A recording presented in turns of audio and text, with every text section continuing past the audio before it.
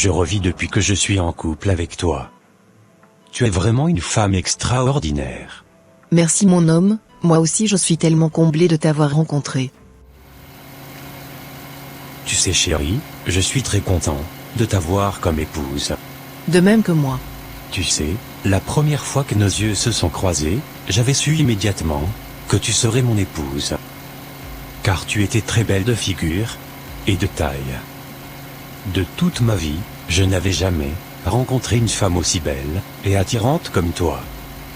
Raison pour laquelle je n'ai pas hésité à t'épouser. Lorsque je t'avais abordé, j'étais encore surpris par ta manière de parler et de te comporter. Tu étais incroyablement douce. Chose que je n'avais jamais retrouvée auparavant. Tu avais tout ce qu'il me fallait. Je me suis alors dit que tu étais un don du ciel. Tu me touches énormément, avec tes paroles. Moi aussi, j'ai la chance d'avoir épousé un homme patient et attentionné. Je suis la femme la plus heureuse du monde.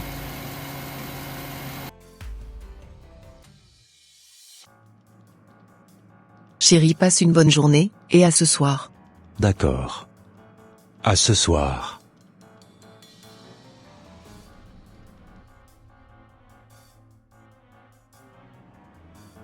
Alors collègue, pourquoi m'as-tu appelé? Je ne sais vraiment plus ce que j'avais à te dire. Ah oui. Réfléchis bien, mon ami. Je t'attends. Ah. C'est mon épouse. Mais qu'est-ce qu'elle a, ton épouse? Elle a complètement changé. Ah bon? Bien sûr. Comment ça alors? Depuis qu'elle a accouché de notre fils, elle a complètement changé. Ah ouais? Et oui collègue. Elle ne me calcule plus, comme auparavant. Elle n'est plus du tout attentionnée. Elle passe beaucoup de temps avec notre fils, plus que moi, qui suis son mari. Elle est tout le temps fatiguée. Et pour rien du tout, elle s'énerve tellement si vite. Et le comble dans tout ça, c'est qu'elle a énormément pris du poids après l'accouchement. Lorsque je la regarde, je ne la reconnais plus du tout. Elle n'est plus comme au début. Des fois, je me demandais si c'était toujours la même femme que j'avais épousée. Oh, les femmes. Elles sont toutes pareilles. Lorsqu'elles ne sont pas encore mariées, elles prennent bien soin d'elles-mêmes. Mais, une fois dans le mariage, elles se négligent complètement, pensant qu'elles ont déjà tout acquis. Alors que ce n'est que le début du commencement. Je ne sais vraiment plus quoi faire. Car je me sens comme un étranger dans ma propre maison. As-tu un conseil à me donner par rapport à la situation que je traverse actuellement? Bien sûr, collègue. Qu'est-ce que je dois faire alors? Si moi, j'étais à ta place, j'allais déjà discuter avec elle, dans un premier temps. Et si elle ne veut pas faire d'efforts, je chercherai par la suite une autre femme. Quoi? Tu m'as bien entendu. Comme je te le disais, lorsqu'on ne les a pas encore mariées, elles n'ont pas ce genre de comportement. Mais, une fois dans le foyer, elles font ce qu'elles veulent. Non, je ne peux pas faire ça à ma femme. Je suis un chrétien. Et un chrétien ne doit pas avoir une relation extra-conjugale. Mais, c'est pour l'amener à la raison, collègue.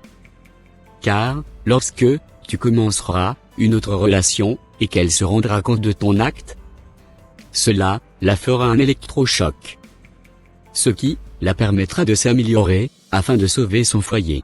Non, je n'aimerais pas faire ça à ma femme. Car elle m'avait beaucoup soutenir lorsque j'étais dans la galère.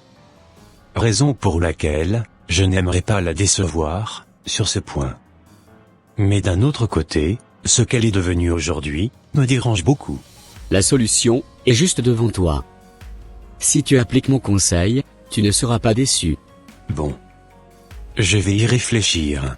Tu n'as plus à réfléchir. Car dans ces genres de situations, la seule solution qu'il y a, c'est celle que je viens de te donner. Maintenant c'est à toi d'agir. Ok, ça marche.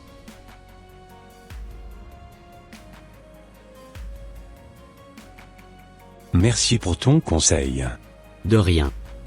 Si tu as encore d'autres questions, n'hésite pas à me les poser. D'accord. J'aimerais bien discuter avec ma femme tranquillement, sur ces points. Cependant, vu la façon dont elle s'énerve en ce moment, cette discussion risquerait de se transformer en une dispute sans fin. Bon. Arrivé à la maison, je vais essayer quand même de discuter avec elle. Si elle me comprend et décide de changer son comportement, cela me ferait énormément plaisir. Dans le cas contraire, je n'hésiterai pas à appliquer le conseil de mon collègue.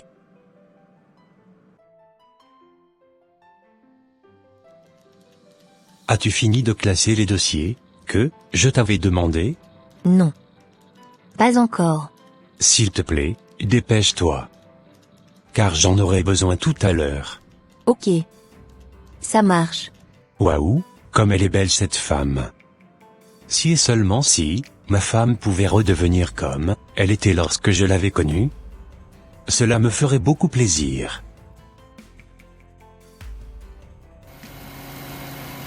Bonsoir chérie. Tu as bien passé ta journée? Oui, ça va. J'ai quelque chose qui me tient à cœur, et j'aimerais le partager avec toi. D'accord, asseyons-nous. Alors, qu'est-ce que tu voulais me dire? Je pense que tu vas te mettre à faire du sport. Et pourquoi? Parce que tu t'es beaucoup laissé aller dans ces derniers temps.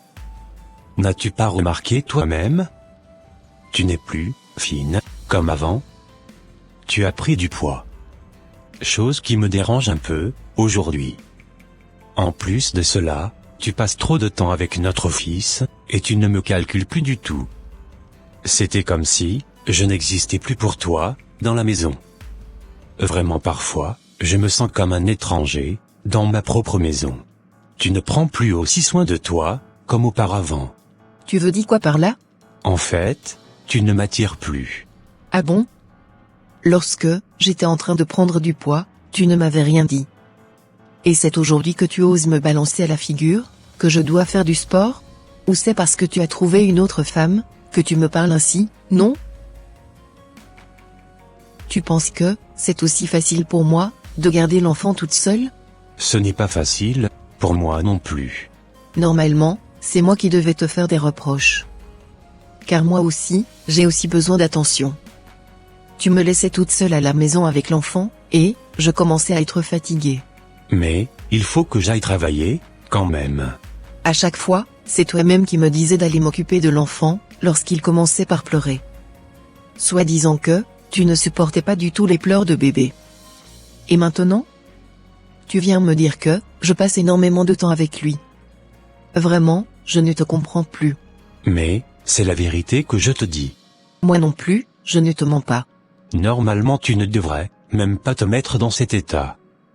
Mais au contraire, tu devrais accepter les remarques, et chercher plutôt à t'améliorer. Je suis sûre que tu as trouvé une autre femme. C'est pour cela que tu me parles ainsi. Bon, j'irai voir ma maman. Je veux que tu t'améliores dans les prochains jours. Sinon j'irai voir ailleurs. Et voilà, ce que je disais. Comment un chrétien peut-il parler de telle sorte? Vraiment, les femmes sont incroyables. Elles prennent tout au premier degré. C'est pas ma collègue de travail que je vois là-bas? Mais qu'est-ce qu'elle fait ici?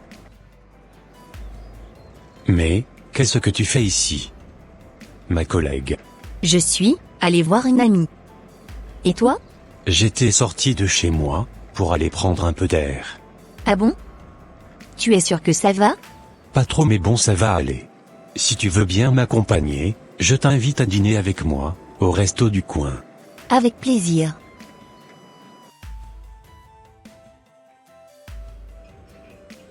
Merci pour l'invitation. De rien. Comme je te le disais, en ce moment, les choses ne se passent pas bien entre moi et ma femme. Tu sais, je t'apprécie énormément. Et, j'aime pas du tout te voir dans cet état. Je pense que, ce dont tu as besoin en ce moment, c'est de te vider le cerveau, en passant de bons moments. Pour cela, je te propose de venir passer quelques jours dans mon appartement. Le temps que tout se calme entre toi et ta femme. D'accord, ça marche. Je ferai un saut chez moi, vite fait, pour aller récupérer quelques vêtements, et venir chez toi par la suite. Ok, c'est parfait.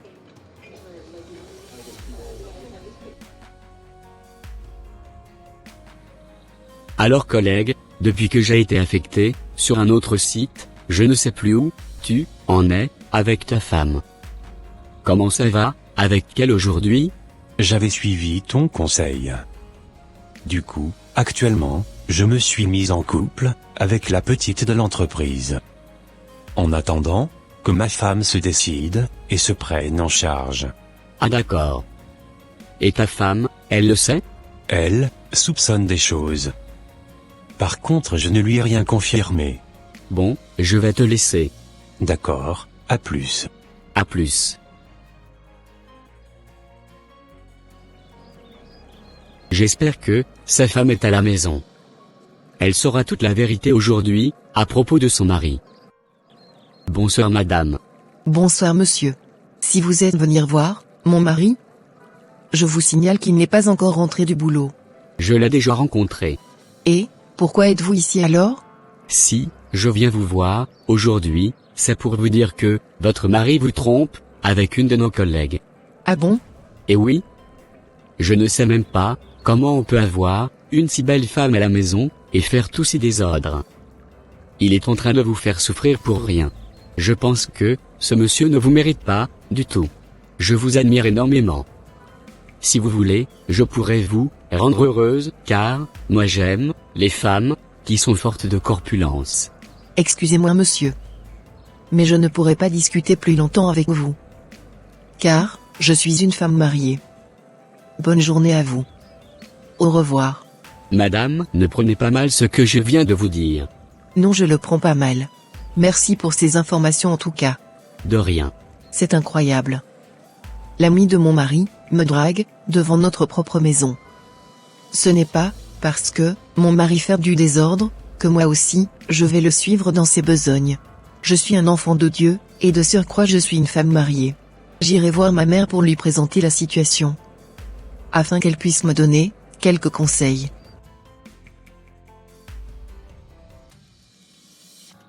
Maman, voilà la situation que je traverse actuellement dans mon mariage. Mon mari m'avait profondément blessé dans ses propos. Je te comprends parfaitement. Mais, laisse-moi te dire que l'arrivée d'un enfant déséquilibre souvent les foyers. Et malheureusement beaucoup d'hommes n'arrivent pas à comprendre que c'est une étape très difficile pour la femme aussi. Prie pour ton mari afin que Dieu puisse le ramener à l'ordre. Maman, il m'a carrément abandonné avec le bébé pour une femme de son entreprise. C'est ça qui me fait énormément mal. Tu sais, ma fille, si tu veux que ton mari te soit fidèle, demande à Dieu de mettre sa crainte dans le cœur de ton mari.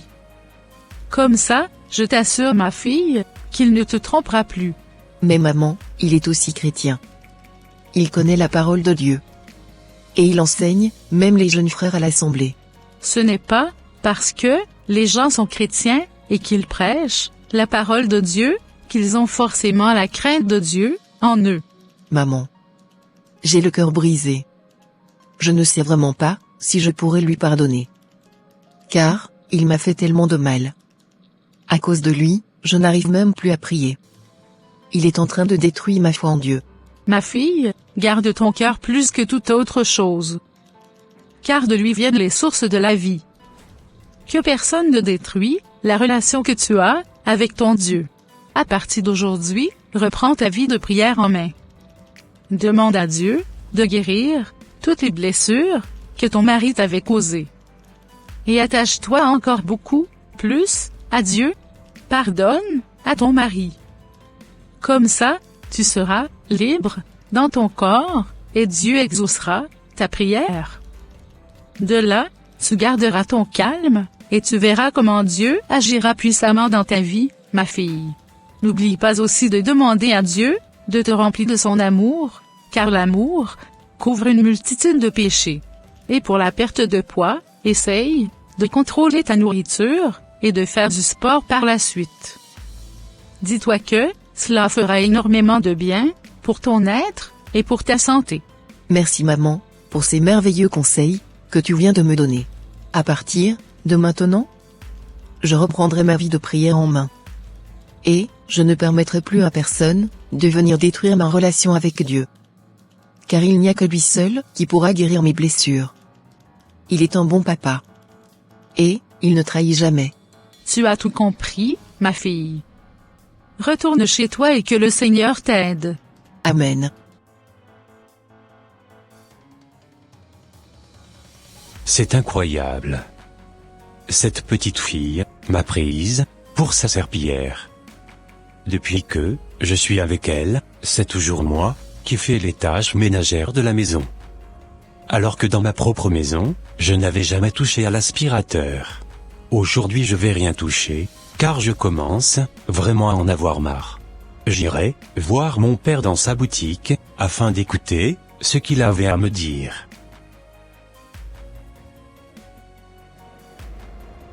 Bon, à demain, ma princesse. À demain.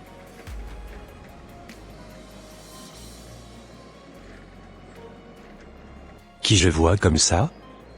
Mais c'est elle. Donc elle me trompait. Ah bon? Donc tu me trompais avec ce monsieur? Je suis libre de faire ce que je veux. Car, je ne suis pas ta femme. À cause de toi, j'avais abandonné ma femme et mon fils. Et te voilà, aujourd'hui, avec un autre homme. Du coup, si je comprends bien, tu me mentais, toutes les fois, que tu me disais, que tu allais voir ta copine? C'est ça? Je suis tellement dégoûté, d'avoir lâché ma famille pour toi. Je n'ai pas de compte à te rendre. C'est fini, aujourd'hui, entre toi et moi. Ben. Bonne continuation à toi. Tu ferais mieux, d'abandonner cette vie de péché, et de donner ta vie à Jésus. Incroyable. Comment toi, un homme infidèle, pourrait me parler de Jésus? S'il te plaît, laisse le nom de Jésus tranquille, et va prier, afin que Dieu puisse te délivrer de l'esprit d'adultère. À partir d'aujourd'hui, je ne veux plus voir tes pieds dans ma maison. Au revoir. Je rêve, ou quoi? Ok, ça marche. À partir de ce soir, tu ne me verras plus chez toi. C'est vraiment fini entre nous. Bye. Bye.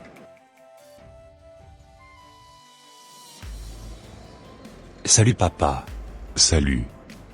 J'aurais appris que depuis quelques mois, tu avais quitté la maison.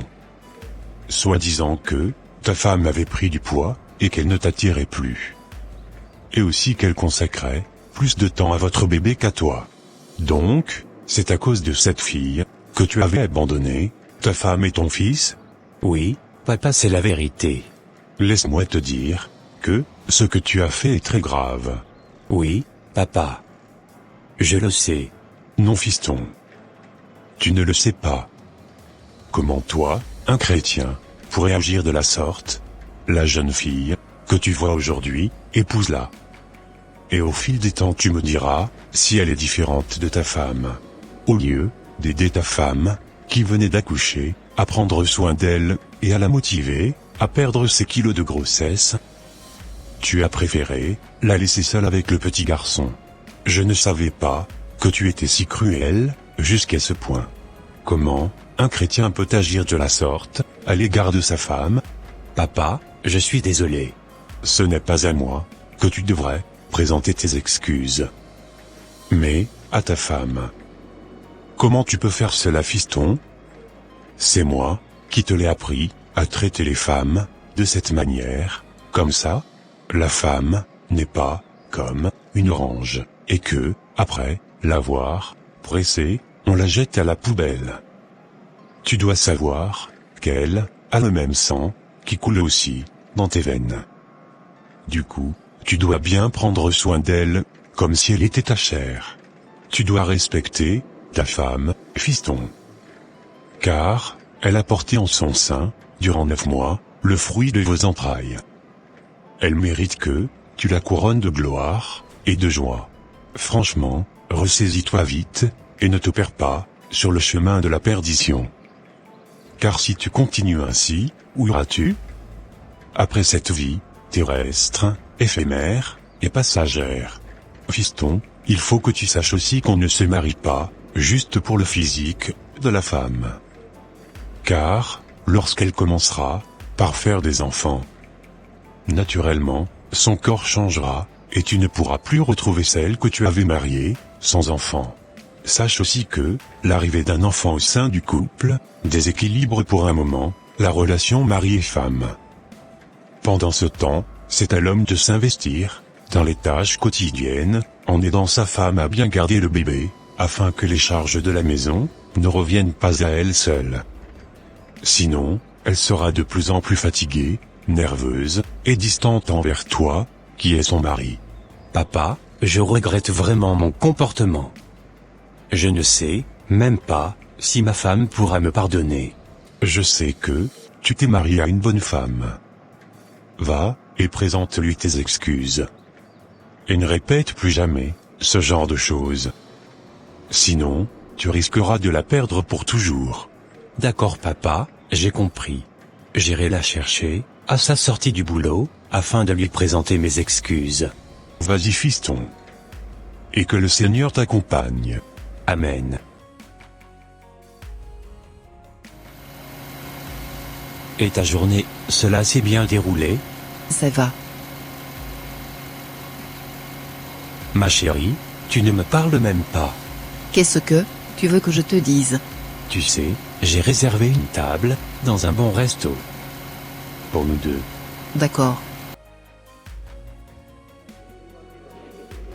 Ma chérie, je suis sincèrement désolé, pour mon comportement, vis-à-vis de toi, et de notre fils. Je reconnais, que, je t'avais brisé le cœur. En t'abandonnant toute seule, avec notre bébé. Si seulement, je pouvais revenir en arrière, je t'assure que, je ne ferai jamais cela. S'il te plaît pardonne-moi. Je te promets que, je ne referai plus jamais cela. Tu sais, avant, j'étais remplie de haine et de rage. Lorsque j'entendais ton nom quelque part, j'avais envie de gerber. Mais à force de prier, à force de lire la parole de Dieu, à force de demander à Dieu de me remplir de son amour. Dieu a exaucé ma prière, et il a rempli mon cœur, de son amour. Aujourd'hui, je n'ai plus, ces mauvaises choses en moi. Car Dieu a guéri mon cœur, que tu avais brisé. Il a complètement, essuyé mes larmes. J'accepte, tes excuses. Merci beaucoup. Je voulais, te dire que, ton collègue était venir à la maison, me dire, que tu sortais désormais avec la femme, de ton entreprise. Et en même temps, il avait essayé de me draguer. Chose, que j'avais refusée. Ah bon? Pourtant, c'était lui qui m'avait conseillé, de te laisser, et d'aller chercher une autre fille. Et moi, j'avais suivi bêtement, ses conseils. Sans savoir qu'il était attiré par toi. Encore, une fois. Merci d'avoir, accepté de me pardonner. Je te promets que, cela ne se refera plus jamais. Donc toi, tu voulais sortir avec ma femme. Si, je ne me trompe pas, c'était pour cette raison que, tu m'avais conseillé de la laisser. Qu'est-ce que tu pensais? Comme, tu ne savais pas, comment prendre soin d'une femme, je voulais te l'apprendre. Qu'est-ce que tu croyais? Quand quelqu'un laisse, quelqu'un d'autre prend. Tu as de la chance, d'avoir épousé une bonne femme. Sinon, aujourd'hui, tu n'aurais, que tes deux yeux, pour pleurer. Cela, t'apprendra que, dans la vie, toutes les conseils ne sont pas bonnes, à, être appliqués. Waouh! Je n'ai jamais vu ça de toute ma vie. Tu es, vraiment spécial. Comme, ça fait du bien de se retrouver à deux. Cet endroit est très beau. Merci de m'avoir amené ici. De rien chérie, ça, ce n'est rien encore. J'aimerais rattraper le temps, perdu.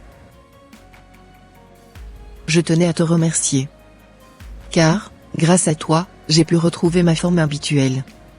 J'ai constaté, que tu t'investis, beaucoup plus, dans les tâches du quotidien. C'est normal, ma chérie. J'avais pris la décision de jouer, pleinement mon rôle. Ça, ne servait à rien de jouer le fier, en laissant toutes les charges sur toi. Je n'aimerais plus te voir nerveuse à cause de la fatigue. C'est ce que tout homme doit faire. En laissant l'orgueil et la fierté de côté.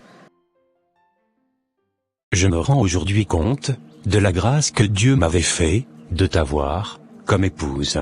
Ce n'est pas parce que, la Bible dit, que la femme doit être soumise à son mari, que le mari en retour, doit faire du n'importe quoi. C'est, pourquoi la Bible dit, dans le livre de Éphésiens 5, versets 25 à 29 ceci. Marie, aimez vos femmes, comme Christ a aimé l'Église, et s'est livré lui-même pour elle, afin de la sanctifier par la parole, après l'avoir purifiée par le baptême d'eau, afin de faire paraître devant lui cette Église glorieuse, sans tache, ni ride, ni rien de semblable, mais sainte, et irrépréhensible. C'est ainsi que les maris doivent aimer leurs femmes, comme leur propre corps. Celui qui aime sa femme s'aime lui-même. Car jamais personne ne hait sa propre chair, mais il la nourrit, et en prend soin, comme Christ le fait pour l'Église.